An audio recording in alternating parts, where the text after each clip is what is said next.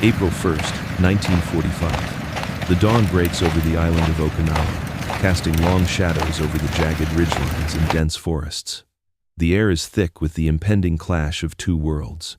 To the east, the Imperial Japanese 32nd Army, entrenched in the limestone caves and coral ridges, stands ready to defend their homeland at all costs.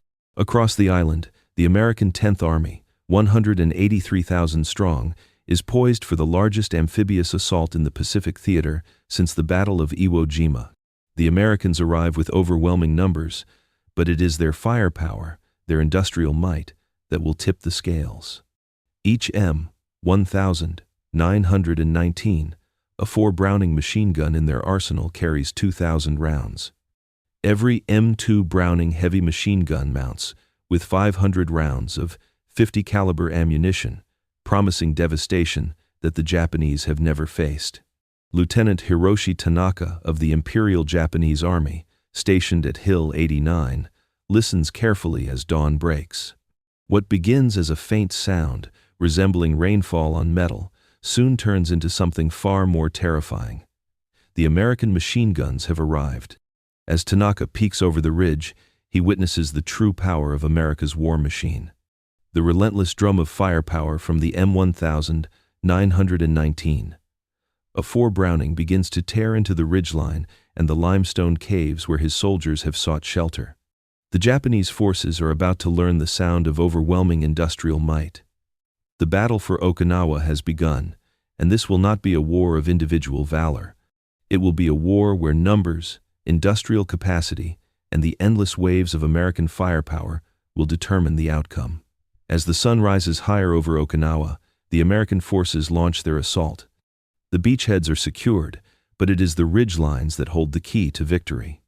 The Japanese 32nd Army, commanded by Lieutenant General Mitsuru Ushijima, has entrenched itself within the rugged terrain of the island.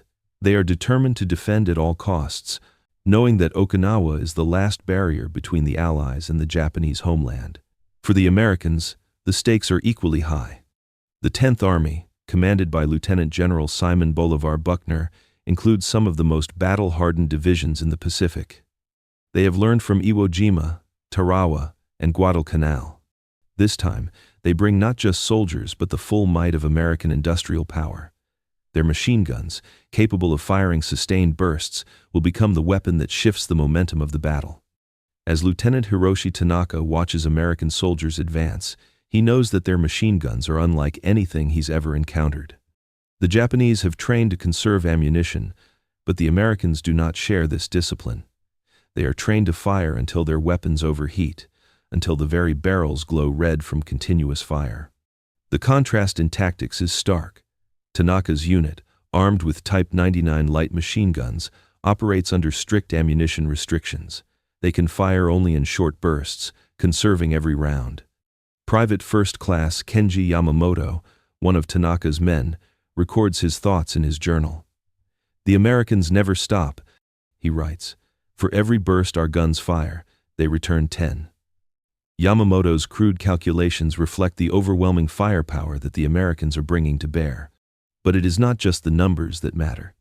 The M1919, a 4 Browning machine gun, a staple of the American arsenal, fires 600 rounds per minute, its powerful 30-06 cartridge wreaking havoc at range. Its 250 round belts are a symbol of the sheer abundance that America brings to the battlefield. As the battle drags on, the Japanese forces are pinned down. They are forced to conserve their ammunition, choosing when to fight and when to hide, while the Americans press forward with seemingly endless supply lines. The first major confrontation comes at Sugarloaf Hill, a critical position that the Japanese hold fiercely. American infantry, supported by machine gun teams, make their move. For every inch gained, the Japanese have to give ground, their machine guns unable to match the volume and sustained pressure of American fire. The numbers are stacking against them. The Japanese attempt a counterattack, a desperate push, but it is met with a hail of American firepower.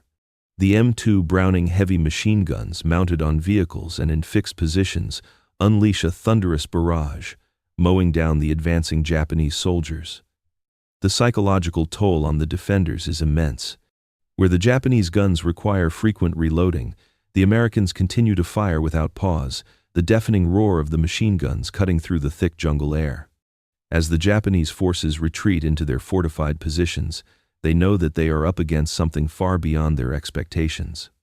It's not just the American soldiers that they must face, it's the industrial might that fuels their war machine.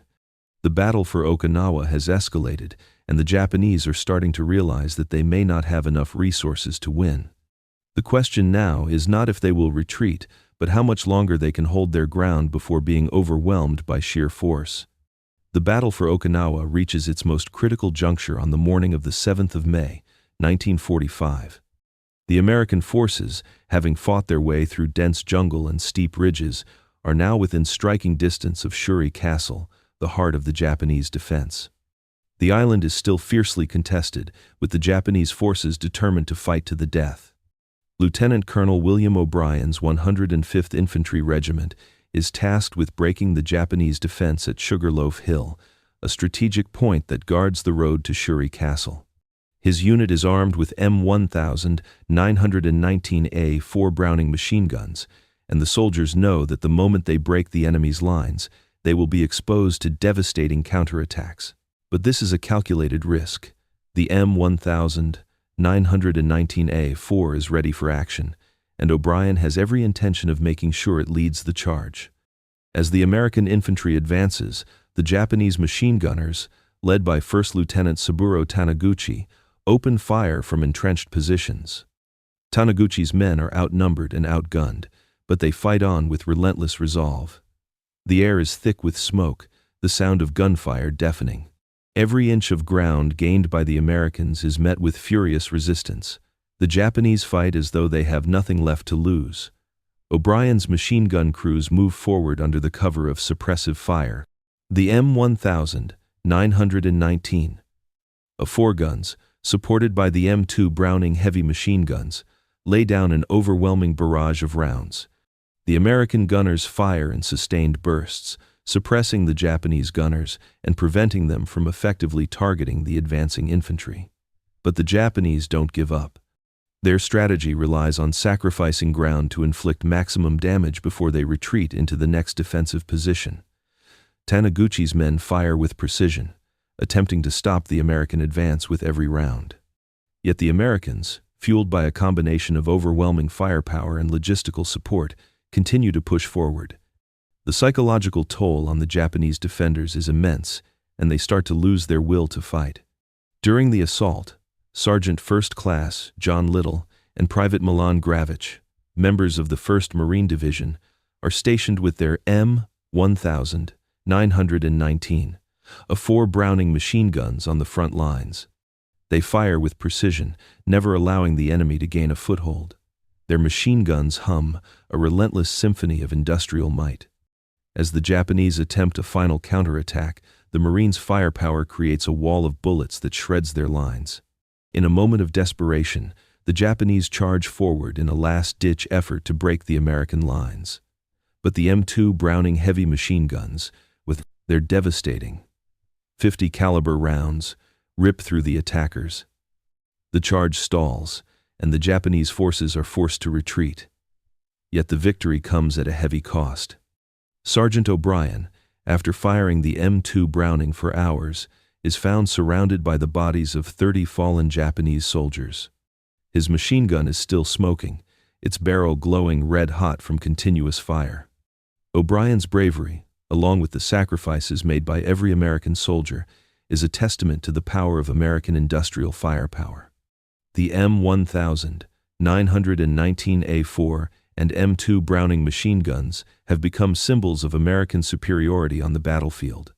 While the Japanese fight with skill and bravery, they are no match for the relentless tide of American industrial might. The turning point has come. Okinawa is within reach, and the American forces are on the verge of breaking the Japanese defenses. But the cost of victory has already begun to take its toll, and the realization of what it will take to win this battle becomes clear: the continued sacrifice of soldiers on both sides. The morning of the 21st of May, 1945, brings the resolution of the Battle of Okinawa. The American forces, with their unmatched firepower and strategic coordination, have finally broken through the Japanese defenses at Sugarloaf Hill.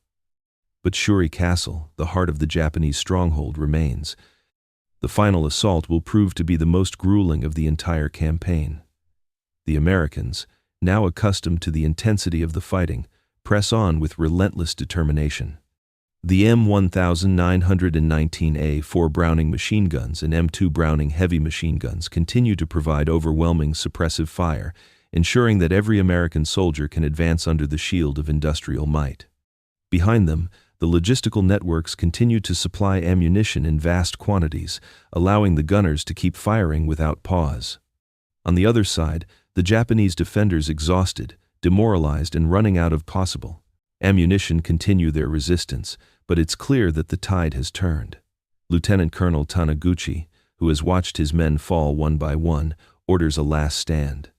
The Japanese soldiers, who once believed in their ability to hold out against any enemy, now realize they are up against a force they cannot defeat. As the American forces move forward, they face another desperate counterattack. The Japanese, though outnumbered and outgunned, attempt to break through the American lines with a final, all-out assault. But it is futile. The M1919 and M2 Browning machine guns tear through their ranks with deadly precision, making it clear that the Americans have won the battle. The Japanese soldiers who survive are either captured or forced to retreat further into the island's rugged terrain. The emotional toll of the battle weighs heavily on both sides. For the Japanese defenders, many of whom were conscripted into the army, the fight has become a matter of survival. For the Americans, who have endured countless hours of brutal combat, the battle for Okinawa is both a victory and a loss. While they have succeeded in breaking the Japanese lines, the cost has been staggering. In the aftermath, the figures speak for themselves. Over 12,000 American soldiers have died, with more than 49,000 wounded. The Japanese losses are even more catastrophic, with over 100,000 soldiers killed or wounded. The brutal nature of the fighting has left a scar on the island, and the civilians trapped in the conflict have suffered immensely as well. Thousands of Okinawan civilians are caught in the crossfire, with many forced to commit suicide rather than be captured by the American forces. But the battle has a larger significance beyond its immediate casualties. The capture of Okinawa marks the beginning of the end for Japan's hopes of winning the war. The island provides the Americans with a strategic base for launching an invasion of the Japanese home islands, which will ultimately bring the war to a close. The legacy of Okinawa is one of sacrifice, valor, and the overwhelming power of American industrial firepower. The M1919 and M2 Browning machine guns have proven their worth on the battlefield, embodying the industrial might of the United States. Yet, the human cost of this victory is undeniable. For the survivors of Okinawa, the memories of the brutal battle will stay with them forever. The Battle of Okinawa ends on the 22nd of June, 1945, but its consequences will ripple through history. As the American forces secure the island, their next steps become clear. Japan's home islands are now within reach. The capture of Okinawa has provided the Allies with a vital launching pad for their planned invasion of Japan. It marks a turning point in the Pacific War, but also a moral crossroads for the Allies. In the weeks following the battle, the true cost of the fight becomes even more evident. The brutality of the combat, the loss of life, and the toll on the island's civilian population all combine to shape the memories of those who fought. For many American soldiers, Okinawa will remain a dark chapter in their experience of the war. Survivor testimonies from both sides emphasize the psychological and emotional strain of such relentless warfare.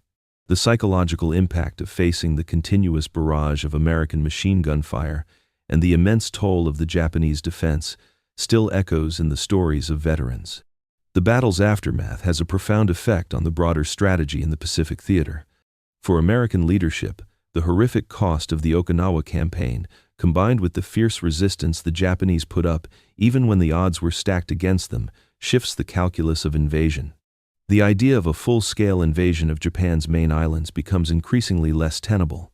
The staggering loss of life forces a reconsideration of tactics, eventually leading to the fateful decision to deploy atomic bombs on the cities of Hiroshima and Nagasaki in August 1945. For Japan, Okinawa proves that the United States can and will use overwhelming force to defeat them, no matter the cost. The Japanese leadership, though still clinging to hope, can no longer ignore the reality that defeat is inevitable. Okinawa, for many Japanese civilians, is their last stand.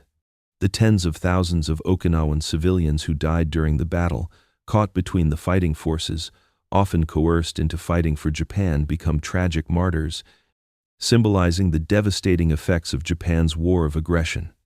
Beyond the immediate military and tactical impact, the legacy of Okinawa is inextricably linked to the broader scope of World War II. The battle exemplifies the modern age of warfare, where industrial capacity and technological innovation, embodied by American machine guns like the M1919, a 4 and M2 Browning, make the difference in securing victory. These machines, fed by the unstoppable wheels of American industry, redefined the battlefield and demonstrated that sheer firepower could overwhelm even the most determined defenders. The memories of the battle, both for those who fought and for the civilians caught in the crossfire, are forever engraved in the history of the Pacific War. For veterans who survived the grueling weeks on Okinawa, the physical scars may heal, but the emotional trauma lingers.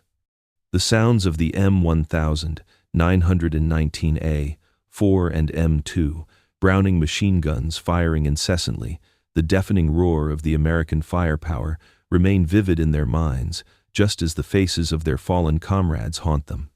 In the years after the war, Okinawa becomes a symbol of the sacrifice made by both the American and Japanese forces.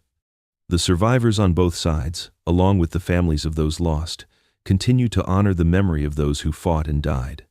The battle is remembered in monuments, museums, and ceremonies, ensuring that the lessons of Okinawa about the cost of war, the resilience of those who fight, and the power of industrial strength are passed down to future generations. As the war draws to a close, the echoes of Okinawa resonate in the larger story of World War II's conclusion. The fight on the island marks the final stages of a war that has defined the 20th century, and its legacy shapes the geopolitical realities of the post-war world. For the Americans, the lessons learned from Okinawa will fuel their growing influence in the global arena. For Japan, the wounds of Okinawa will linger long after the war's end, as the nation grapples with the horrors of defeat and the need for reconstruction. Okinawa will remain a poignant symbol, a reminder of the brutality of war, the strength of the human spirit, and the tremendous cost of victory.